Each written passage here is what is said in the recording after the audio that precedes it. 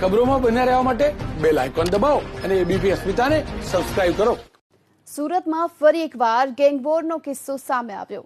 લીંબાયત વિસ્તારમાં રાવણ ટપોરી ગેંગ અને સુલતાન ટપોરી ગેંગ વચ્ચે બબાલ થઈ, જેમાં રાવણ ટપોરી ગેંગના 8 શખ્સોએ સુલતાન ગેંગના લોકો પર હુમલાનો પ્રયાસ કર્યો હતો અને આ સાથે એક કારને આગને હવાલે પણ કરી.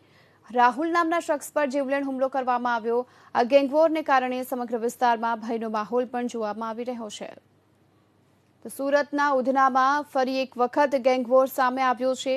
બે ગેંગના લોકો છે આમને સામને આવી ગયા હતા. એક કારને પણ આગ લગાડવામાં આવી છે. આ ઘટના બાદ પોલીસ ઘટના સ્થળ પર પહોંચી છે. સમગ્ર મામલાને લઈને તપાસ હાથ ધરવામાં આવી રહી છે.